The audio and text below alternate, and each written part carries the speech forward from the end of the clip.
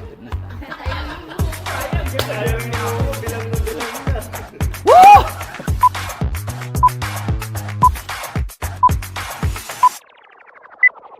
Yeah! I am so excited mga kapatid. Kitang-kita naman, rinig na rinig nyo naman sa boses ko. Halos mawala na ako ng boses because I am so excited to announce to you that we are now doing, for the first time after the pandemic, a Boundless Conference. Nako mga kapatid, I believe that this conference is going to help a lot of people, and because this is open for everyone, naniniwala po ako na magsisilbing pagpapala po ito sa inyong buhay. So if you are near the area of Monumento, you can drive, pwede po kayong pumunta. Iniimbitahan ko po kayo on May 13, 2023 to join us in person and come celebrate with us. Patuloy na sa pamamagitan ng conference na ito, matulungan po kayo na ma-level up pa ang inyong pananampalataya sa Panginoon.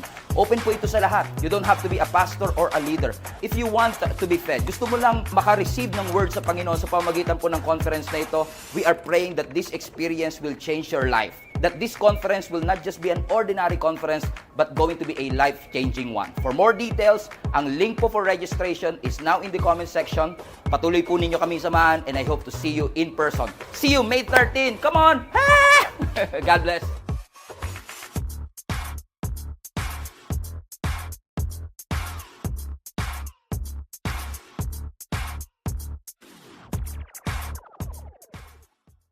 First Thessalonians chapter 4 verse 13 to 15. Unang Thessalonica chapter 4 verse 13 to 15. Sabi po ng scripture, and now, dear brothers and sisters, we want you to know what will happen to the believers who have died, so you will not grieve like people who have no hope. For since we believe that Jesus died and was raised to life again, we also believe that when Jesus returns, everybody say, Jesus is coming back. When Jesus returns, God will bring back with Him the believers who have died. Ibig sabihin, sa muling pagbabalik ng ating Panginoong Yesus, lahat ng taong kumilala sa Kanyang namatay na, ay muling bubuhayin ng ating Panginoong Yesus.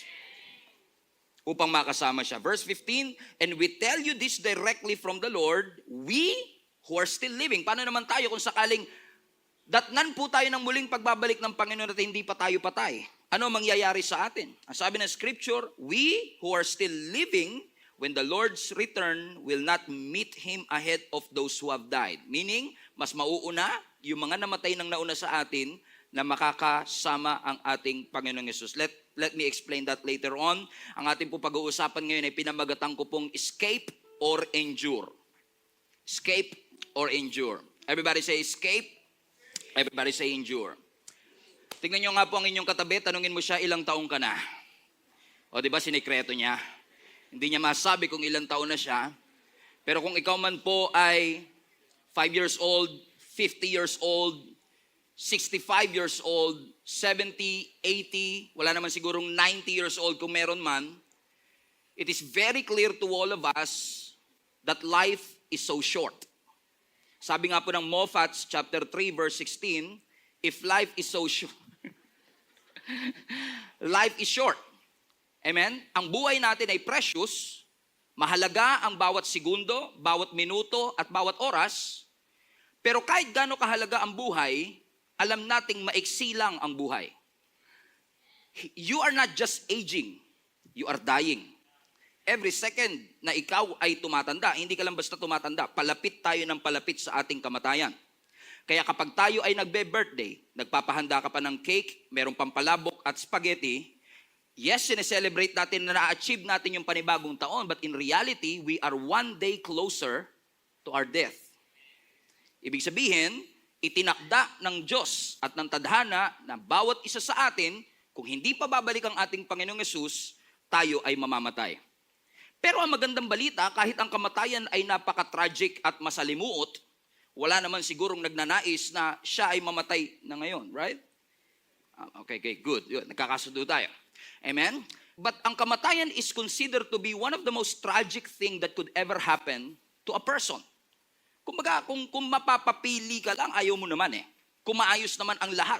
Maaari sinasabi mo, Pastor, ako gusto ko na pong tapusin ang aking buhay. In reality, mga kapatid, if you think deeper, hindi ko minamalit ang yung sitwasyon, pero most of the time, hindi naman talaga yung buhay mo ang gusto mong tapusin, kundi yung mga problemang pinagdadaanan mo ang gusto mong tapusin. Correct? Mga kapatid, so ibig sabihin, we want our lives to be longer than it is. Kaya siguro nagpapacheck up ka kapag may nararamdaman ka, kasi in essence, takot ka ring mamatay. The mother of all fear is the fear of death. Maraming tao ang takot mamatay. Pero, sa lahat ng tao na merong pananampalataya sa ating Panginoong Yesus, makinig ho kayo mabuti, para sa mga Christians and believer of Jesus Christ, ang kamatayan ay hindi destinasyon. Ang kamatayan ay isang event lamang sa ating buhay. Meaning, when you die, kung Christian ka, when you die, you are not really dead. Lumilipat lang yung iyong kaluluwa ng panibagong tahanan kasi lilisanin natin ang ating katawang nabubulok o posibleng bulok na at tayo ay lilipat kasama ang ating Panginoon in eternity. When you die, let me repeat, you are not really dead. Ibig sabihin, para sa mga nananampalataya sa ating Panginoong Hesus, ang ating pagkamatay kung tayo man ay mamamatay. Kasi ano man ang mauna, katapusan ng mundo o katapusan ng iyong mundo, ano man ang mauna, kung tayo man ay mamamatay, tayo ay magkakaroon lamang ng pansamantalang pagkakahiwa-hiwalay. Ibig sabihin, kung ikaw nilagay mo ang iyong pananampalataya sa ating Panginoong Hesus, the moment na ikaw ay bawian na ng Lord ng buhay, ikaw ay nagsisimula naman ng bagong season, yugto, kasama ang ating Panginoon. Hindi magandang pakinggan na tayo ay mamamatay. Pero, sa kabila ng lahat ng ito, nangako ang ating Panginoon na ang lahat ng taong magbibigay ng kanyang buhay kay Kristo, ay binibigyan niya ng pagkakataon na ang sabi ng scripture na binasa natin, sa kanyang muling pagbabalik, bibigyan niya tayo ng bagong buhay at ng bagong katawan. Ibig sabihin, kahit malungkot ang buhay at hindi natin alam kung hanggang saan tayo aabot, meron pa rin pag-asa na ibinigay ang ating Panginoon.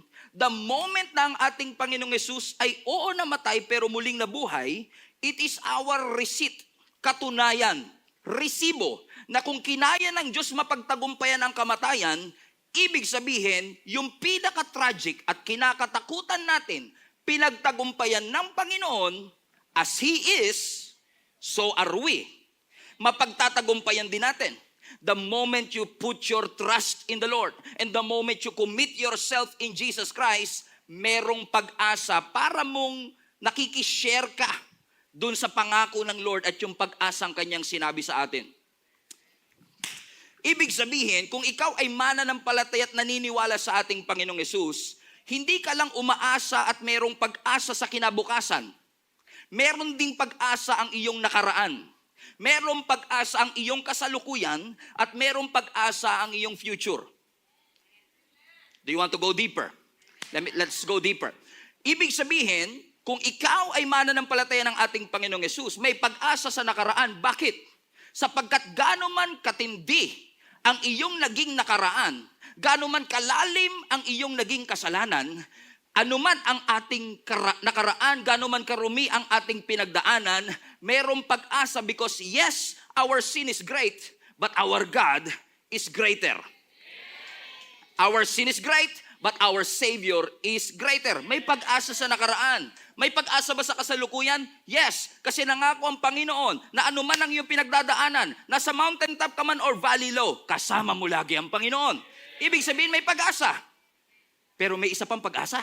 Hindi lang sa nakaraan, hindi lang sa kasalukuyan, kundi maging sa hinaharap may pag-asa. Ano daw yon? Makinig kayo. Ang pag-asang ito ay nakaakibat sa pangako ng Diyos na sa kanyang muling pagbabalik, kung ikaw man ay bawian na ng buhay bago dumating si Jesus, ikaw ay kanyang muling bubuhayin. Praise the Lord. Hindi kayo naniniwala, di ba?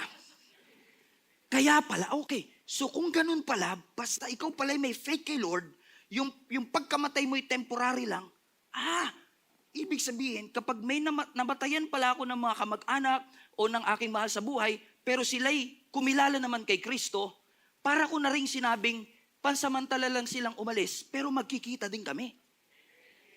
Okay, Patunayan natin yan. Ang sabi ng 1 Thessalonians chapter 4 verse 13, Tagalog para si Bir. Okay? Mga kapatid. Oh, napansin niyo ang init sa labas, no? Parang may pre-trial yung impyerno. Okay? Gusto niyo ba mapunta sa impyerno? Okay. 1 Thessalonica chapter 4 verse 13. Ayaw natin, syempre, kayo naman. Oh. Mga kapatid, nais naming malaman nyo ang katotohanan tungkol sa mga namatay na upang hindi kayo magdalamhati katulad ng mga taong walang pag-asa. Look at this. Sinasabi ni Apostle Paul, gusto ko malaman nyo ang katotohanan. Kung magdadalamhati man kayo, huwag kayong magdalamhati na walang pag-asa. Kung ang inyong mga mahal sa buhay ay kumilala sa ating Panginoon, ano sinasabi ng Lord? Hindi nyo alam kung ano mangyayari sa kinabukasan. Ang buhay nyo parang usok lang. Sandaling lumilitaw, sandaling nawawala. Pero, verse 14, dahil naniniwala tayong si Jesus ay namatay at muling nabuhay, naniniwala din tayong bubuhayin ng Diyos upang isama kay Jesus ang lahat ng mga namatay na sumasampalataya sa Kanya. Wow! Hallelujah! Ibig sabihin, kung ikaw ay believer ni Jesus Christ and you died, may pag-asang ikaw ay mabubuhay na maguli. Context. Ang konteksto ng 1 Thessalonians is this. Nagpapanik na yung early church at this point kasi unti-unti nang namamatay yung mga kasamahan nila. Sabi nila, teka, di ba aantayin pa natin ang pagbabalik ng Panginoon? Ba't namamatay na kayo? Kala naman nila, kontrolado nila yon, di ba? Ba't kayo namamatay? Sabi ni Apostle Paul, ba't kayo nagpapanik? Huwag kayong magpanik. Kung sila man ay kuhanin ng Panginoon, magkikita pa rin kayo. Sapagkat sa muling pagbabalik ng ating Panginoon, sila ay bibigyan ng bagong buhay. Ibig sabihin, may promise of an afterlife. Kasama ng ating Panginoong Jesus. But the moment that you have died, kung ikaw ay believer, we are going to meet them again. Now, alam ko hindi lahat nag-amen. Alam kong may iba sa inyong hesitant. Because it takes a lot of faith to believe. It takes a lot of faith to believe that when you die, God will raise you up from the dead. Kailangan mo ng matinding pananampalataya para maniwala na tayo ay bubuhayin ng Diyos upang isama sa Kanya. Amen. Do you believe now? Amen. Paano naman, Pastor? Kung dumating si Jesus, pero buhay pa ako. Yan, maganda yan. Okay? Ano ang sabi ng 1 Thessalonians chapter 4, verse 16? Sa pagdating ng ating Panginoong Jesus, for the Lord Himself will come down from heaven with a commanding shout, with a voice of the archangel, and with the trumpet call of God. First, the believers who have died will rise from the dead, from the graves. Ano daw unang mangyayari? Yung mga namatay na Christian, yun ang unang mabubuhay. Tingin nyo bakit? Bakit yung namatay ang unang mabubuhay? Alam niyo kung bakit? Kasi sila yung mas malayo. Kasi 6 feet under, di ba? Mas malalim hukay nila. O, mas malayo eh. I got you there. Okay. Okay. So, sabi, first, ang mga believers na namatay, sila ang mabubuhay na maguli. Verse 17. And then, pagkatapos sila mabuhay na maguli, together with them, yung mga nabuhay na yon, kasama tayo, kung buhay pa tayo, we who are still alive and remain on earth will be caught up in the clouds to meet the Lord in the air, and then we will be with the Lord forever. Now, ang we will be caught up po is our word right now for the word rapture. We are going to talk about rapture and tribulation right now. Are you ready? Wala. Na-rapture na rin yung amen nyo. Amen. Praise God. We are going to talk about rapture. Now, yung salitang we will be caught up is from, doon natin kinuha yung salitang rapture. Maraming mga pastors right now, I'm sorry, hindi naman pastors. Maraming mga tao ngayon nagsasabi, Pastor, wala naman yung rapture na yan sa Bible eh. Well, depende yan sa translation na binabasa mo.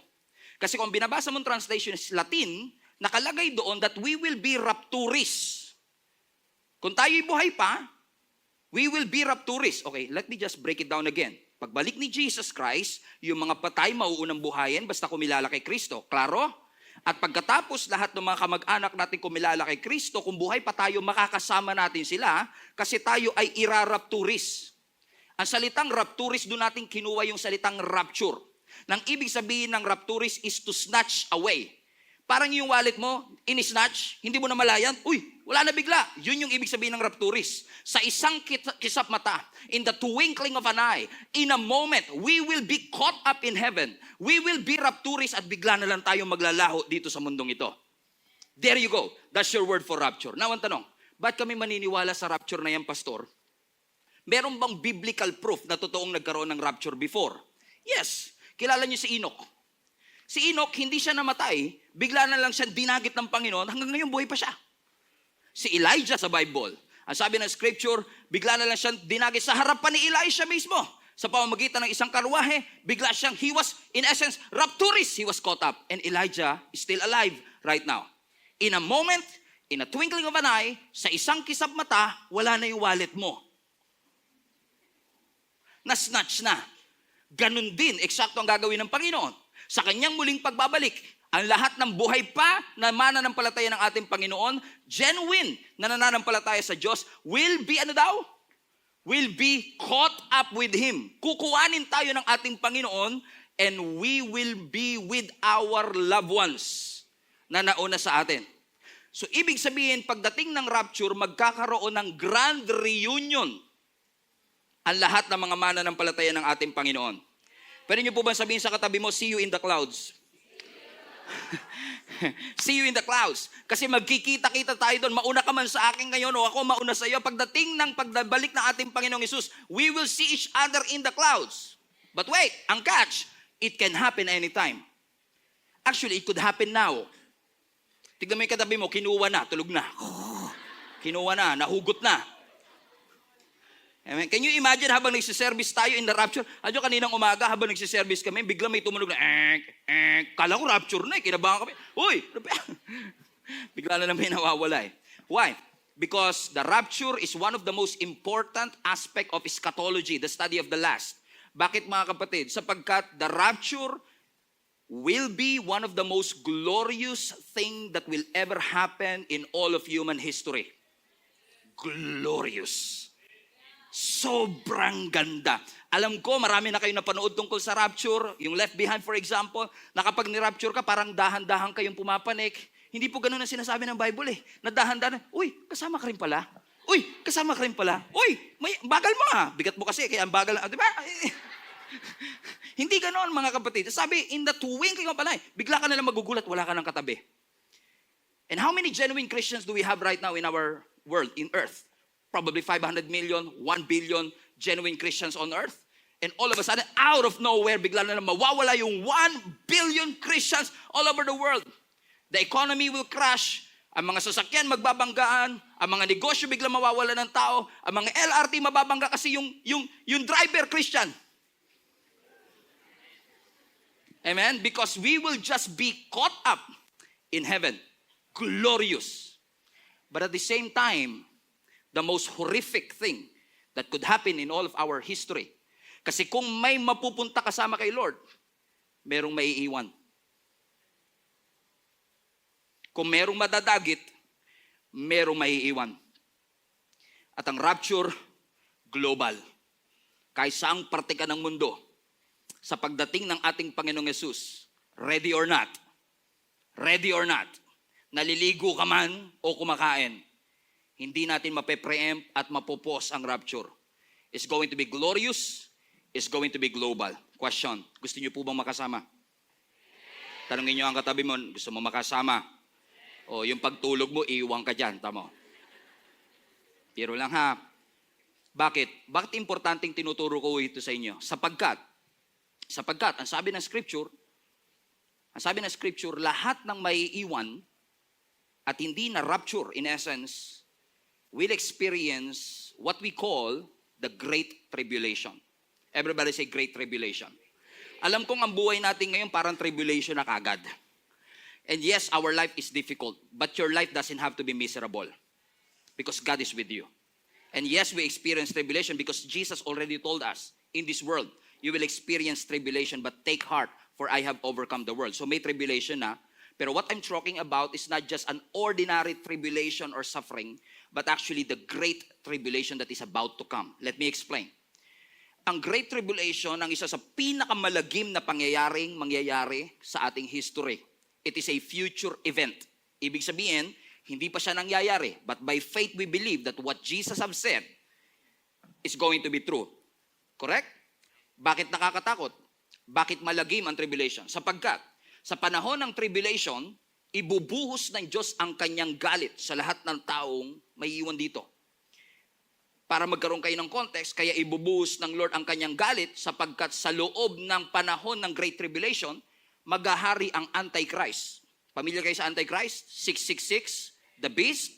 Dito natin kinuha yung paghahari ng the beast sa loob ng Great Tribulation. Gaano katagal itong Great Tribulation? Ang Great Tribulation na ito will go to 7 years. As Daniel prophesied in Daniel chapter 9 verse 27. Ibig sabihin, kapag tayo ay, in essence, kapag dumating ang Great Tribulation, for 7 years, we have to endure itong kalagim-lagim na pangyayaring pwedeng mangyari sa atin. Wala lang tayong time para banggitin ang lahat ng mga verses, isummarize ko na lang sa inyo, pero based sa mga scriptural references, pagdating ng tribulation, magkakaroon ng celestial disturbance, at dahil may celestial disturbance na di-disturb ang planeta, ang universe, meron tayong mga natural disasters, ang mga salot ay tuloy-tuloy at terrible na mangyayari sa atin, and moral corruption will reach its fullness. Bakit? Sapagkat sa loob ng 7 taon na ito ng tribulation, hindi tayong mga Kristiyano ang nanditong maghahari, kundi maghahari ang Antikristo o Antichrist. Now listen to me. Alam ko ngayon pa lang may mga Antichrist na. Kasi ang issue ng mundo ngayon hindi anti-God. Karamihan ng tao, they believe in God. So it's not about the issue of anti-God. They believe in God, but they are anti-Christ. Klaro? So maraming anti-Christ, pero may darating na the anti-Christ. Yung pre-prophesy sa Revelation 13. Maraming haka-haka ang tao. Kung sino ba itong anti-Christ na ito? Sabi nila si Oprah. Sabi nila si Barack Obama. Sabi nila si Bill Clinton. Sabi nila kung sino-sino, sinabi na rin nilang si Stephen Prado daw. Maniniwala ba kayo? Papakita ko sa inyo yung pruweba. Sinabihan talaga ako daw ang Antichrist. Medyo parang na-flattered niya ako eh. Sabi, biruin mo ilang libong taong pinag-alaran ng mga Bible scholars, ako lang pala yun. Amen? Sino itong Antichrist nito? Base sa description ng Biblia, itong Antichrist nito ay bigla na lang lalabas na magiging opposition ng ating Panginoon. At laban po siya sa lahat ng mga follower ng ating Panginoong Hesus. Sino sa inyo follower ni Jesus? Ibig sabihin, kalaban natin tong Antichrist na to. Ang taong ito will be lawless. I know and I acknowledge that there are some people na hindi naniniwala na ang Antichrist ay tao o isang tao, kundi isang grupo probably. But since there is a very specific part of the verse in Revelation 13 that there is going to be a man, so I strongly believe that this is going to be a one person na tinatawag nilang Antichrist o false Messiah. Ang sabi ng scripture, itong Antichrist na ito, maraming madadayang mga tao, malilin lang sapagkat siya ay magiging, alam niyo yung muka, harmless, pero ang kulo nasa loob. Parang ganun yung Antichrist. Ang sabi ng Bible, siya daw ay tataguri ang man of peace. Man of peace, na naghatid ng kapayapaan. I believe, naniniwala ho mga kapatid na itong Antichrist nito, kung hindi man manggagaling sa Middle East, pupunta ng Middle East at maghahatid ng kapayapaan sa Middle East. At dahil siya ang naghahatid nagulat tayo. For the first time in history, nagkasundo-sundo ang Middle East. Magugulat tayo, wow, that's a man of peace. Pero hindi natin alam by prophecy, this man of peace is actually the Antichrist. Kaya maraming malilin lang kasi ang bait niya. Naghahatid siya ng kapayapaan. If you want reference, you can go to Revelation 13. Kinukwento ko na lang po sa inyo para mas mabilis na. Because ang taong ito ay walang objective ng kapayapaan talaga. Kundi ang kanyang objective is world domination. Gusto niyang pamahalaan ang buong mundo. And based on prophecy in Daniel chapter 9, sa first 3.5 years ng 7 years, ano kalahati ng 7 years? 3.5, very good. Galing nyo sa mata. Praise God. Kinilabutan ako eh. Okay. So, sabi ng Bible, sa first 3.5, mukha siyang mabait. Pero sa last 3.5, lalabas ang kanyang tunay na kulay. At kanyang kakausapin ang buong mundo. At sasabihin niyang, sambahin niyo ako. And to pledge your loyalty dito sa beast o sa Antichrist, kailangan mong matatakan. Ang tatak, 666. Saan itatatak? Sa kanang kamay o sa noo. Hindi natin inimbento yan. Nasa Bible yan. Ang sabi ng Pahayag, chapter 3. Okay? Pahayag, chapter 13 rather. Pahayag 13. Sa pilitang pinatatakan ng ikalawang halimaw ang lahat ng tao sa kanilang kanang kamay at sa kanilang noo. Sila man ay dakila, sila man ay hamak, mayaman o mahirap, alipin o malaya. At dahil wala kang tatak, walang maaaring magtinda o bumili malibang sila'y may tatak ng pangalan ng halimaw o the beast o Antichrist o bilang ng katumbas ng pangalan niyon. Kailangan dito ng karunungan. Maaaring malaman ng sino mang matalino ang kahulugan ng bilang ng halimaw sapagkat ito'y bilang ng isang tao. Kaya ako naniniwala isang tao siya eh. Okay? At ang last na sabi doon, ang bilang niya ay 666. Klaro mga kapatid? So ibig sabihin, sa span ng Great Tribulation, kung titignan nyo ang Daniel chapter 9, punta nga tayo sa Daniel 9:27 please. Tignan nyo, ang sabi ng scripture, that leader, yung Antichrist. So tignan nyo yung correlation ng Old and New Testament. Tugma sila eh. So talagang, imagine niyo magkakaibang author yan na kinasiyan ng ating Panginoon. So I believe the word of God is perfect. Amen. So that leader, yung Antichrist then, will make a firm an agreement with many people for 7 years. He will stop the offerings and sacrifices sa Israel after 3.5 years. So ibig sabihin, sa kalagitnaan ng 7 years, biglang magbabago ang kanyang kulay. Sa una, sinusuportahan niya pa. Sige, mag-sacrifice kayo, pero after 3.5 years, itigil nyo na yan. So ngayon, ang sinasabi ng Antichrist, sambahin nyo ako at sa pledge of your loyalty, kailangan nyo magpatatak. Kasi pag hindi kayo nagpatatak, hindi kayo makakabili. Hindi kayo makakapagtinda. Hindi kayo makakapagpagupit. Amen? Saan daw tinatatak? Sa kamay at sa noo. Kaya ako naniniwala mga kapatid, ang vaccine ay hindi mark of the beast. Kasi kung titignan nyo ang description ng mark of the beast, obvious siya. Sa unang tingin, alam mo may tatak siya. Kung vaccinated ka nga, tinatanong ka pa, di ba? Vaccination card mo. Hindi nga alam di ba? Hindi obvious. So tingin nyo ba, tatanungin pa, asan yung tatak? Alam niyo yung ibig ko sabihin mga kapatid? So pero naniniwala ako na itong vaccination na ito, worldwide vaccination, is a preparation already for what is about to come. That the beginning of the end is already here. That if our world leaders can convince us na, oy, magpa-vaccine kayong lahat, I believe this is already a mind conditioning para sa atin, para sa pagbabalik ng mark of the beast o sa pagdating ng mark of the beast. Pwede niya sabihin sa atin, magpatata kayo, kung hindi kayo makakabili. Hindi kayo makakapag-enroll. Kalagim-lagim, nakakatakot. Amen. Ang tanong, sino ba ang Antichrist na ito? So, kagabi, naglista ako ng mga pangalan. Joke. Sino ngayon ang Antichrist na ito? Well, let me just say this to you. Mahalagang alam natin kung sino ang Antichrist. Pero mas mahalagang kilala mo yung tunay na Christ. Kasi ang problema natin, buti pa yung Antichrist pinag-aaralan natin kung sino. Pero yung tunay na Christ, wala tayong interest na pag-aralan.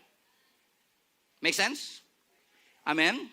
What I'm trying to make you understand right now is that kahit anong banal mo, hindi mo mapipigilan tong prophecy, darating to. It will come. Amen? Kaya nga sinasabi ng ating Panginoong Hesus, napaka-blessed nating mga Christians kasi meron tayong heads up. Meron tayong sneak peek of what's about to come. There are a lot of prophecies, at least 400 prophecies pertaining to the Jesus Christ as our Messiah. And yet, for hundreds of prophecies, tinugma lahat ng ating Panginoon. And yet, alam natin sa mga susunod, marami pang prophecy ang tuto pa rin at ifo-fulfill ng ating Panginoon. So my suggestion to you mga kapatid, maging handa tayo, pero hindi natin kailangan ibuhos ang ating buong buhay, kakaalam kung sino ang Antichrist. Ikaw ba ang Antichrist? Ang bait mo man of peace, Antichrist ka. No, I believe that we have to pursue. Baka kakaantay natin ang Antichrist. Pagdating ng Antichrist, ikaw pa una mag-pledge ng allegiance sa kanya. Grabe ka, ang tindi mo di ba? Instead, focus your eyes on Jesus Christ, the author and the finisher of our faith. So, did I convince you mga kapatid na malagim ang tribulation? Amen? Di ba nalungkot ka agad kayo? Di ba? Parang, ano ba naman itong pinasok ko dito? In-invite ako dito, papalungkutin lang naman pala ako. No. Kaya ko ito sinasabi because sometimes hindi natin ma-appreciate ang solution kung hindi natin alam kung gaano katindi ang problem. Okay, let me just say this to you. When God says that there is a blessed hope sa kanyang muling pagbabalik, God meant it. Nung sinasabi ni Apostle Paul na merong blessed hope, He meant it. Bakit? Kasi ang sinasabi ng ating Panginoong Hesus, oo, hindi natin alam kung kailan siya darating, oo, hindi natin alam kung sino ang Antichrist. Pero hanggat nag-aantay pa kayo, mag-antay kayo, ayusin ninyo ang inyong buhay para sa kanyang muling pagbabalik, tayo ay makakasama niya. Naunawaan niyo mga kapatid. At habang tayo ay nag-aantay dito sa blessed hope, ang tawag ni Apostle dito ay blessed hope. Pero tignan niyo po ninyo itong Titus chapter 2 verse 11 to 13. Ang sabi ng Titus 2, "For the grace of God has appeared that offers salvation to all people." So sino tong salvation daw na ito? O sino tong grace na ito na nag-appear? So grace is a person. So this grace appear that offers salvation to the people. Sino to? Si Jesus. And this grace, verse 12, it teaches us to say no to ungodliness and worldly passions, to live self-controlled, upright, godly lives in this present age. Tingnan nyo, yung grace of God ang mag-i-enable sa atin to live upright. Listen to me, you cannot change on your own. You need God's grace. Because God's grace will enable you to go and sin no more. Amen? And sabi ng scripture sa verse 13, "And while we wait," balikan natin verse 12 ulit para mas klaro lang. Verse 12, verse 12. Tingnan nyo, yung grace na ito will teach us to say no sa ungodliness, worldly passion, mamuhay ng self-control, mamuhay ng upright, mamuhay na godly sa ating kapanahunan. Bakit? Habang, next verse, "while we wait for the blessed hope." Ano yung blessed hope? The appearing, yung muling pagbabalik ng ating Panginoong Jesus. So ibig sabihin, gaano man ka-miserable ang ating buhay today, there is an assurance that when Jesus comes back, kung ang iyong pananampalataya ay binigay mo sa ating Panginoon, hindi takot at lagim ang nag-aantay sa iyo, kundi pag-asa na dala ng ating Panginoon. Now I know that many people, when we study rapture, it creates fear. And I apologize on behalf of the body of Christ if we are teaching the rapture as a scare tactics para takutin ang church. Na kung hindi mo to gagawin, maiiwan ka. Gawin mo to, kundi maiiwan ka without proper context. But I believe with all my heart, listen to me, na yung rapture na kinakatakutan natin, what if I tell you that the rapture that you are afraid of is actually your blessed hope? Nakangiti na kayo bigla. Praise the Lord. Alam kong kontrobersyal, pero naniniwala ako that this is our blessed hope. Let me explain. Naniniwala ho ba kayo na ang rapture at ang second coming ay magkaiba o pareho? Maaaring iba sa inyo, hindi nyo nga alam yung salitang rapture, ngayon nyo lang siya naintindihan. Pero naniniwala ba, for those Christians, do you believe that the rapture and second coming is the same event? Maraming tao na naniniwala na parehong event ito. Pero ako po'y personal na naniniwala na ang rapture at ang second coming ay magkaibang event. Bakit? Sa rapture, we will go up.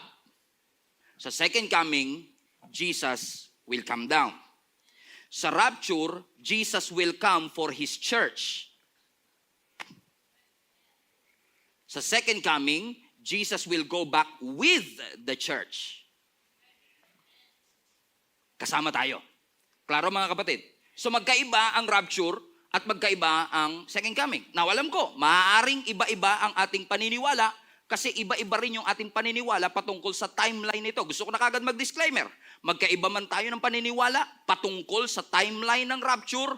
Ang importante, pare-pareho ba tayo naniniwala sa rapture? Pare-pareho ba tayo naniniwala sa second coming? Pare-pareho ba tayo naniniwala na ang Diyos natin ay muling babalik? O doon na lang muna tayo mag-focus. Kasi nag-aaway-aaway tayo. Wala namang kaaway, ako lang din. Amen? Kasi kung titignan mo ang Bible, wala ni isang single verse na nagkakaroon ng definite time na sasabihin ng Panginoon, ito ang eksaktong araw kung kailan mangyayari ang rapture. But it doesn't mean na walang clear position ng Biblia dito. So let me discuss mga kapatid, before I close, yung dalawang views about the tribulation. Okay? Kailan ba tayo mararapture? Kailan ba tayo irarapturis at isasama ng ating Panginoon sa Kanya? Dalawa ang konsepto ng mananampalataya nowadays, yung tinatawag nating pre-tribulation. Ibig sabihin ng pre-tribulation, bago dumating yung tribulation, kukunin na tayong lahat ng Panginoon. Lahat ng genuine Christian kukunin ng Panginoon at hindi tayo dadaan dun sa 7 years na Antichrist. Good news. Okay? Pero merong mga naniniwala na post-tribulation. Ibig sabihin, lahat ng tao dadaan sa 7 years na tribulation kasama ang Antichrist. At pagkatapos ng 7 years, tayong lahat ay mararapture. And the same day, babalik ang ating Panginoong Yesus. At maghahari sa kanyang millennial reign for 1,000 years. Let me unpack this. Ang pre-tribulation, exempted ka sa tribulation. Ulitin ko, yung pre, ibig sabihin kinuha ka bago tribulation, exempted ka. Gusto niyo yun? Yes. Pero may isa pa, yung post-tribulation naman, hindi ka exempted. Pero ipe-preserve ka ng Panginoon. Titiisin natin, hindi tayo magpapatatak, mamumuhay tayo at magpe-pledge tayo ng allegiance sa ating Panginoon hanggang sa 7 years na ito. So may some people will live and some people will grieve. That's why I entitled this message, Escape or Endure. Ano nga ba ang tama? Tayo ba ay itatakas ng Panginoon o tayo ay mag-i-endure ng 7-year tribulation? What do you think? Let the Bible speak for itself. So gumawa ako ng timeline para mas maunawaan ninyo. I will show this on the screen. Okay? Dalawa ang view ng tribulation. Ito yung unang timeline ipapakita ko sa inyo is the pre-tribulation. Bakit siya pre? Kasi bago yung 7-year tribulation, na-rapture ka. Klaro, mga kapatid? This is making sense. So, this is the present time. Ito po yung panahon natin ngayon. Minawala na kagad. Yun na. Na-rapture na. Biro lang. Okay? Because it can happen anytime. Even as I speak, pwedeng mangyari ito. So, sa present age, ang sabi na scripture, sa kanyang muling pagbabalik, at just the right time, we will be caught up in heaven at tayo ay mararapture. So, ibig sabihin, yung mga genuine Christians aakyat ng langit, yung mga hindi genuine at nag-refuse at nag-renounce at ayaw tanggapin si Jesus, they will endure the 7-year tribulation. Gusto niyo yon? Ayaw natin. Kasi may mga pamilya tayong hindi pa Christian. Nandito tayo, pero sila nandito. At pagkatapos ng 7-year tribulation, we believe, amen, that Jesus will come back again. But this time, dahil nasa taas tayo, we will be coming back with Him. Pabalik. And then after that, magre-reign ang ating Panginoon dito in this new earth for 1,000 years, the millennial reign. And then after that, the final judgment. Remember last Sunday, the great white throne, huhusgahan ang lahat ng taong walang pananampalataya sa Panginoon at sila itatapon sa impyerno. And after that, the eternity will come. Okay? The second view is what they call the post-tribulation. Ano ang post-tribulation? Sa post-tribulation, walang rapture sa unahan. Bigla na lang tayong daranas lahat ng 7-year tribulation at pagkatapos dito, tayo ay mararapture halfway lang, at si Jesus Christ sasalubungin tayo ang welcoming party. Pabalik sa earth, millennial reign 1,000 years, and then the final judgment and eternity. Ito lang ang difference ng dalawang view. Actually, meron pang third view, yung mid-tribulation, na sa gitna ng 7 years, doon tayo mararapture. Amen? So ngayon, ang tanong, ano sa tingin mo, Pastor, ang mangyayari? Pre-tribulation or post? Gusto natin ng pre, no? Gusto niyo sabihin ko, pre, di ba? Gusto niyo, rapture muna bago tribulation, di ba? Sige, Pastor, say it. Pero bago natin sabihin kung ano yung pre, i-differentiate muna natin, ano ang arguments ng post-tribulation? Ba't nila nasabi na hindi na tayo dadaan doon sa rapture at lahat tayo dadaan? Ang unang argument, mga kapatid, ay makikita ho natin sa 1 Thessalonians chapter 4, kung saan doon sa part, mga kapatid, na sabi ng Panginoon is, tayo ay bubuhayin muli and we will meet Him in the clouds. Ang meet po dito, sabi ng mga naniniwala sa post-tribulation, ang meet na ito, yung pakikipagkita natin sa ating Panginoong Yesus na ito, is actually our welcoming party to Him. So that's the first argument. So walang rapture, automatic tayo dadaan. So ibig sabihin, posibleng ngayon nasa 7-year tribulation na tayo. Which I doubt it. Na nasa 7-year tribulation tayo. Okay? Pangalawang argument nila ay sa Matthew 24, kung saan sinabi sa Matthew 24, ang mananatiling tapat hanggang wakas, siyang maliligtas. Makes sense, actually.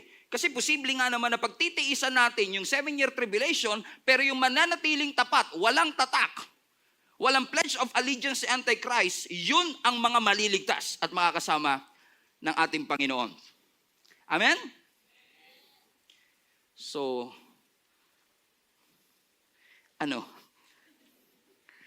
ginulo mo lang isip namin, Pastor. Tahimik na kami kanina, ginulo mo pa. So, let me just say this to you. Si Pastor Stephen ay naniniwala. Now, listen. Hindi porket hindi pareho ang ating paniniwala, it doesn't mean kailangan natin mag-away-away, correct? Mahal pa rin natin ang isa't isa. Pinakita ko sa inyo yung dalawang timeline para kayo ang mamili, kayo ang mag-research for yourself. But based on hindi ako papayag na Sinabi ko lang sa inyo pero hindi nyo maririnig yung side ko kasi it will create more confusion. Okay? So si Pastor Stephen, ano ang kanyang pinaniniwalaan? Are you ready? Naniniwala po ako sa concept ng pre-tribulation. Na bago tayo, na hindi dadaan ang mga tunay na Christian sa 7-year tribulation. I know na yung iba, ibang kanilang paniniwala. Pero kung ganun ang sinasabi mo, ano mangyayari, Pastor? Balik natin sa pre-tribulation para mas ma-explain ko sa inyo. Base po sa aking pag-aaral at base po sa aking paniniwala, is that sa present age, tayo pong lahat ay mararapture at since tayo ay nasa heaven, dito mangyayari yung tinatawag nating judgment seat of Christ, the Bema seat. Last week, the recognition day para sa lahat ng Christian. So, recognition day, damnation day. Amen? May recognition ng lahat ng mga kumilala sa ating Panginoon, reward and crown ng lahat ng nagtapat sa ating Panginoon, refer to the last message last Sunday. And then after that, amen, while it is happening, the 7-year tribulation is happening. May mga Christians na posibleng maiiwan dito. At posibleng merong maging Christian. Kasi ang sabi ng scripture, merong lalabas na 144,000 evangelists from Israel. Na mag-i-evangelize kasi maniniwala na sila finally sa Messiah and they will continue to spread the gospel. So may makakakilala at yun yung makakasama sa second coming. So ibig sabihin, tayo na nasa taas will come back based on what I believe. Bababa tayo kasama ng ating Panginoong Hesus at tayo'y makakasama ng Diyos sa kanyang millennial reign hanggang doon sa eternity. Amen?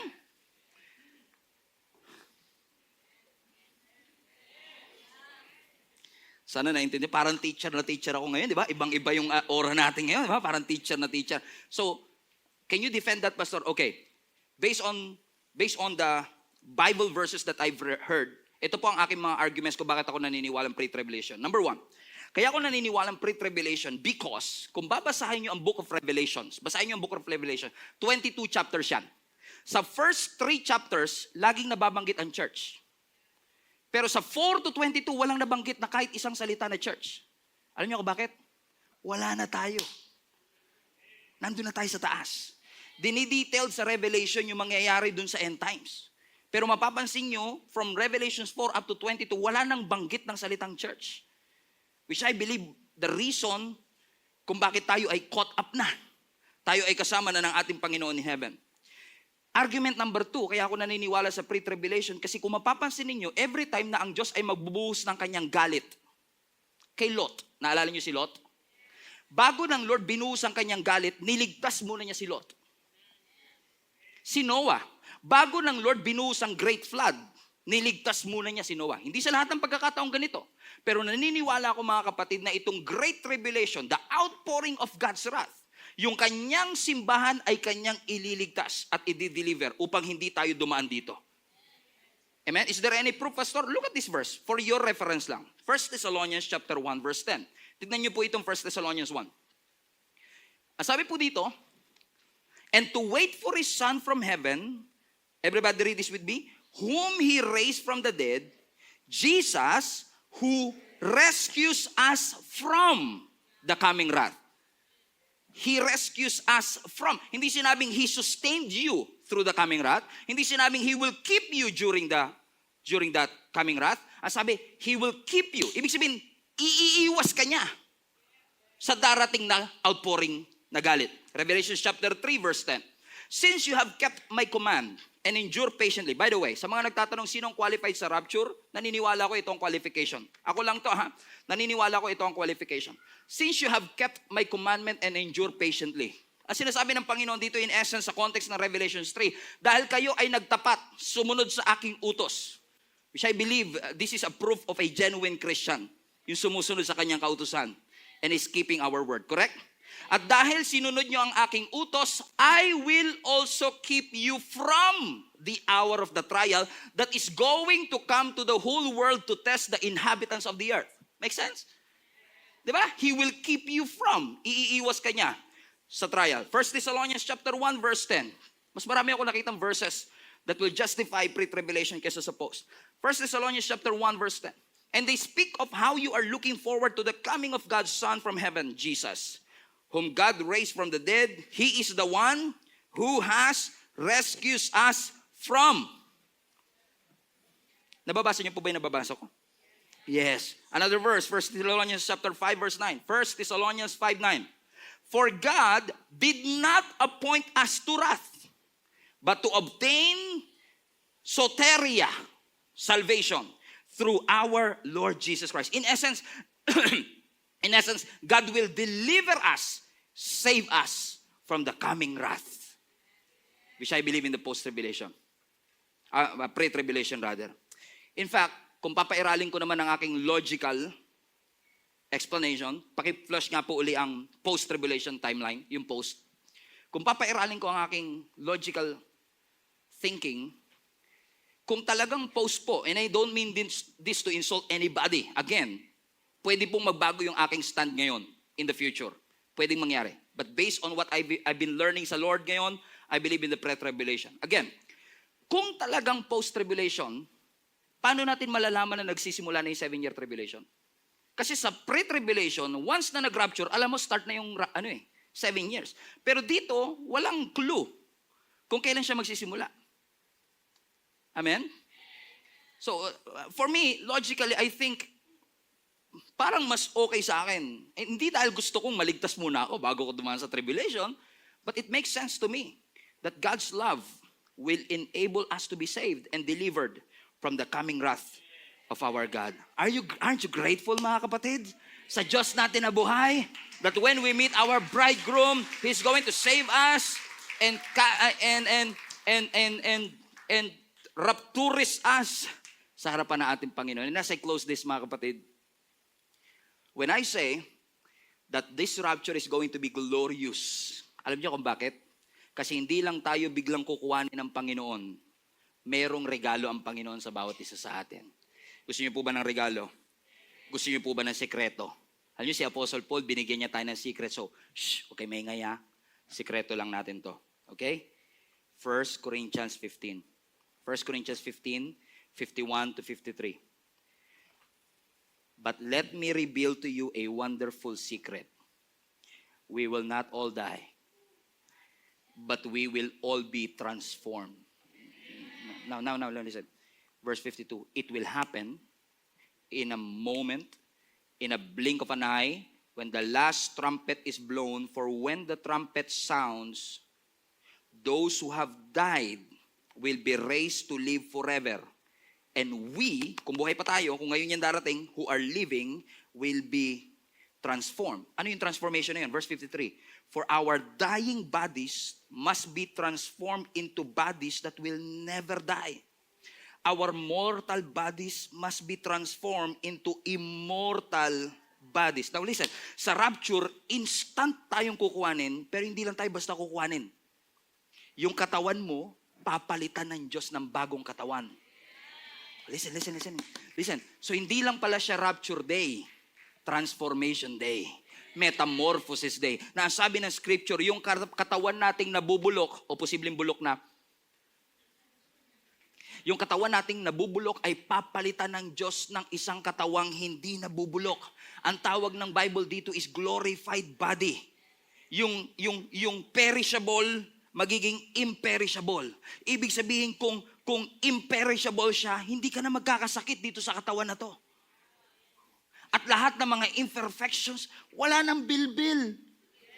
Wala nang wrinkles, wala nang tigyawat. Hallelujah! Praise the Lord! Ibig sabihin, sa rapture, hindi lang pala grand reunion yun. Transformation day. Sabi mo sa katabi mo, titigan mo na ako. Kasi sa glorified body ko, hindi mo na ako makikilala. Hallelujah. Amen. Kasi babaguhin na ng ating Panginoon ang ating mga katawan. Listen to me. Yung katawan natin ngayon na subject sa decay, subject sa sickness, subject sa limitation, subject sa lahat, yung bagong katawang ibibigay ng Panginoon sa iyo will not be subjected to disease, will not be subjected to decay, hindi na nabubulok, hindi na namamatay. Hindi na namamatay. Because death, where is your sting? Lahat ng kamandag ng kamatayan ay mawawala na. Dito sa bagong katawang ibibigay ng ating Panginoon. At alam niyo ang bonus, gusto ng bonus, sino gusto ng bonus? Ang bonus, yung katawan natin ay hindi na subjected ng time and space. Naalala niyo ang ating Panginoong Jesus nung nagtitipon-tipon ang mga disciples dun sa upper room nung ang ating Panginoong Hesus ay nabuhay na maguli at nagkaroon nitong glorified body na kanyang pinangako. Remember that? Sabi ng Bible, bigla na lang siyang tumago sa pinto. And there are a lot of Bible references of teleportation with this glorified body. That when your body are being glorified, you can transfer from one place to the other. Which I believe also that we cannot communicate. I'm not supposed to say we cannot. We can, pero we can communicate through our brains, through our minds already. Something happened with our body, mga kapatid, na unting binago ng Lord. Yung sakit kasi na yan, dala ng sumpa yan eh. Sumpa ng kasalanan. Yung imperfection, dala ng bunga ng kasalanan. Kaya, nire-redeem ng Panginoon. Yung nangyari kay Adam and Eve, na nung nakita nilang sila'y hubad, they were naked and ashamed. But right now, God will redeem that same body para hindi ka na mahihiya, kundi papalitan ng Lord ng body na glorious. Wala ng wrinkles, wala ng tigyawat, wala ng senior moments. Hallelujah! Hallelujah! Amen! Amen! Sensible mind. Bakit? Babaguhin ng Panginoon ang ating katawan. Let me read to you this Philippians 3, another proof of our glorified bodies. Verse 19. Kapahamakan ang kakahinatnan nila sapagkat dinodiyos nila ang hilig ng kanilang katawan. Ikinararangal nila ang mga bagay na dapat sana nilang ikinahiya. Wala silang inisip kundi ang mga bagay na may kinalaman sa mundong ito. Subalit, sa kabilang dako, tayo ay mamamayan ng langit. Mula rooy hinintay nating may pananibik. Kaya tayo dapat excited sa muling pagbabalik ni Jesus Christ. Kasi papalitan na ng Lord ang ating katawan. So hindi na kayo natatakot sa second coming ngayon? How many among you are excited for the second? Hallelujah, I'm excited. Amen? Hinihintay nating may pananabik ang Panginoong Hesus na ating tagapagligtas. 21. Read this with me. Sa pamamagitan ng kapangyarihang ginamit niya sa pagpapasuko ng lahat ng bagay. Pause. Sabay-sabay, go. Ang ating katawang may kahinaan ay babaguhin niya upang maging katulad ng kanyang katawang glorified. Maluwalhati. Palapakan natin ang ating Panginoon. Hallelujah! Hallelujah! Praise the Lord! Praise Jesus! What an amazing news! What a good news! No more sickness, no more pain, no more death. Are you excited for Jesus to come back? Unfortunately, sometimes when we invite our friends and family to church, or when we encourage them, magseryoso ka na sa iyong pananampalataya sa Panginoon. Tako! Yung mga sinasabing babalik sa Jesus, bata pa lang ako, sinasabi yan. Di naman bumalik eh. Sometimes, para nating minamak na si Jesus ay hindi pa bumabalik. Tagal na, hindi naman bumalik. Pero alam nyo, I have this verse that I want you to read. Na isa sa mga reason kung bakit hindi pa bumabalik ang ating Panginoon. Kasi kung babalikan ninyo ang ating pinag-aralan sa Matthew 24 last week, makikita ninyo na sabi ng scripture, ang gospel kailangan ma-spread sa different parts of the world. Sa social media na panahon natin, tingin ninyo, hindi pa kaya nakaspread ang gospel to at least majority of tribes and nations on the world? I think majority nakarinig na eh. Amen? As I've said, nung last Sunday, mag-post ka lang ng picture, nasa Brazil na kagad in 2 seconds. Ganun kabilis. Ilang Bible verse po ang sinishare ninyo araw-araw sa inyong Facebook? Wala. Puti pa yung buhay ni ano eh. Hindi, ibig sabihin. Biro lang ha. Pero assuming, okay, Christian tayo, assuming, nagsishare tayo ng gospel. Imagine ninyo, kada post mo ng Bible verse, at least 2,000 friends, average of 2,000 friends daw ang tao sa Facebook, at least an average of 2,000 of your friends will be able to read the Word of God. So the Word of God is being spread left and right. Pero bakit hindi pa rin bumabalik ang Panginoon? At sasabihin ng iba, hindi naman kasi totoo, kaya hindi bumabalik. I beg to disagree. Ano yung reason kung bakit? Read this verse. 2 Peter chapter 3, verse 8 to 10. Dear friends, do not forget that for the Lord, one day is the same as 1,000 years. And 1,000 years is the same as one day. Listen. Deep breath. Verse 9. The Lord is not slow about keeping His promises as some people think He is. In fact, God is patient because He wants everyone to turn from sin and no one to be lost.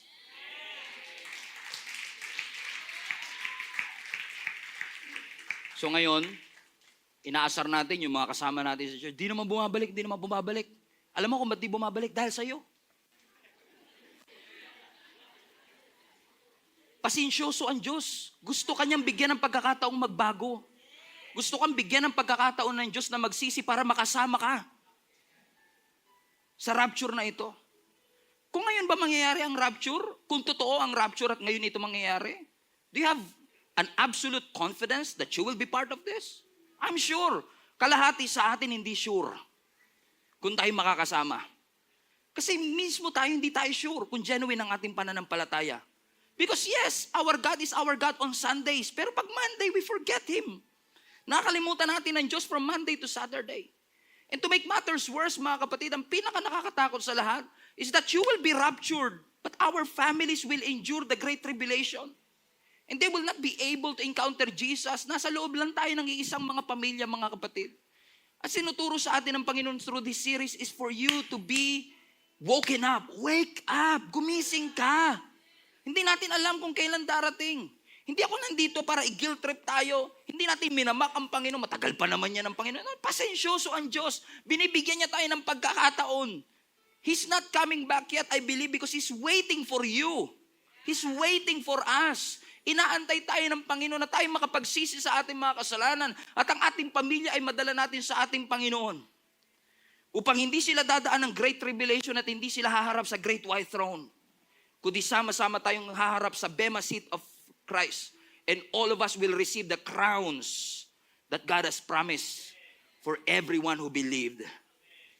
Amen? Amen? Now do you understand kung bakit ang vision natin ay punuin ng langit? Because we have to. We have to have the sense of urgency. The beginning of the end is already happening. And God is waiting for you to come back home. Balik ka na sa Diyos. Balik ka na sa Diyos. God is waiting for you. Every head bow, every eye close.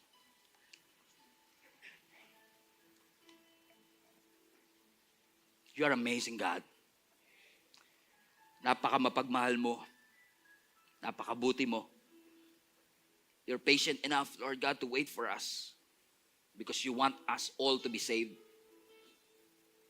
Lord, I pray that you will create a sense of urgency in each and every person, Lord God, listening under the sound of my voice so that each and every one of us, Lord God, will be able, Lord God, to come back to you. Pagsisihan namin ang aming mga kasalanan, manumbalik kami sa iyo. Kapatid, I don't want to waste this opportunity. I want to give you an opportunity right now, here now, to accept Jesus as your Lord and Savior and to establish a new relationship with Him. Kung nais mo na itong Jesus na ito ay tanggapin sa iyong puso bilang iyong Panginoon na tagapagligtas, o kaya naman, tinanggap mo siya before, pero nakalimutan mo ang Panginoon, at hindi mo napahalagahan yung pagmamahal na ibinigay niya sa iyo and you want to rededicate your life to the Lord. Kung nais mong tanggapin ang Panginoon sa iyong buhay at i-rededicate ang iyong buhay sa harapan ng ating Panginoon, sumunod ka po sa maiksing panalangin ito. Repeat after me. Panginoong Jesus, marami pong salamat sa iyong pag-ibig na nagmahal at tumanggap sa akin. Panginoon, lumalapit po ako sa iyo. Nagpapakumbaba. Pinagsisisihan ko po ang aking mga kasalanan. Patawarin niyo ako. Binubuksan ko ang aking puso. Pumasok ka at maging Panginoon ng aking buhay. I want to start a new relationship with you. In Jesus' name we pray.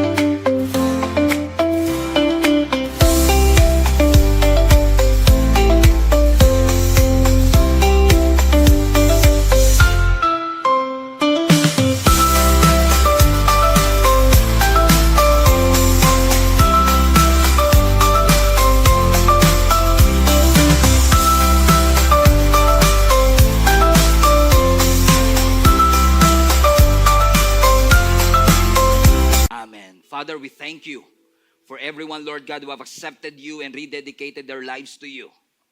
You being their Lord and Savior. I pray in Jesus' name that each and every one of us will be able, Lord God, to experience Jesus Christ in a whole new level, starting from now. We will mark this day, Lord God, because this day, itinalaga mo, Panginoon, para kaming lahat ay patuloy na mapaalalahanan ng napaka-importanteng balita na ikaw ay muli pong babalik. At sa iyong muling pagbabalik, ang nais namin, makakasama ka namin for eternity. We thank you, God, and we honor you for everything that you have done. In Jesus' name we pray. Everybody shout, Amen. Palapakan natin ang ating Panginoon. Hello, Global Family. You made it this far. Once again, marami pong salamat for tuning in, and I pray na yung salita pong ating napakinggan ay makapagbigay po ng conviction at malalim na revelation sa inyong puso upang mai-apply po natin sa ating buhay so that transformation will happen in our life. If this ministry have been a blessing into your life, I want to encourage you to share this video to some people that you know na maaaring nangangailangan din katulad mo ng mensaheng ito. In fact, I want to take it a little bit further, mga kapatid, and invite you to partner with us. If this video, if this ministry have been a blessing to you, I know in the future, it will be a blessing to somebody else as well. That's why if you want to partner with us financially, para maipagpatuloy po natin ang ginagawa ng Panginoon through Gia Kamanava, inihikayat ko po kayo to partner with us. Pumunta lang po kayo sa aming website, giasmnb.com/give. At lahat po ng mga ways that you can support, ways that you could give para po sa ministering ito ay makikita po ninyo doon. You can give through GCash, debit card, credit card, bank remittances, at maging mga bank transfer. So, ano pang inaantay ninyo? Support the ministry, mga kapatid, para mas marami pa tayong maabot at mapuno po talaga natin ang langit. In fact, I want to take this opportunity as well. If you have been watching the video for quite some time, wala po kayong church na kinakabilangan and you want to deepen your relationship with the Lord, I want to encourage you to join our link-up groups. Ginagawa po namin yan in person or online. If this is impossible para po sa inyo na makapunta dito sa amin physically or in person, we have an online link-up group na ginagawa po namin sa iba't ibang dako ng mundo. If you want to be part of the link-up groups, ito po ay small groups na aming ginagawa kung saan ang bawat isa sa atin ay nagpapalakasan para ihatid tayo sa spiritual growth. Kung nais po ninyong makasama rito, all you have to do is go to our website, giasmnb.com/linkup. Ilagay nyo lang po kung saang location kayo naroroon. And I'm sure na meron po mga link-up groups na nababagay po at suwak po sa time zone ninyo kung nasaan man po kayo naroroon. Once again, marami pong salamat for reaching this far at naabot nyo po ang part ng video na ito. And I hope sa mga susunod pang video, mapagpala pa tayo ng lubos ng ating Panginoon. Keep spreading the word of God. Punuin natin ang langit and let us fight for our family.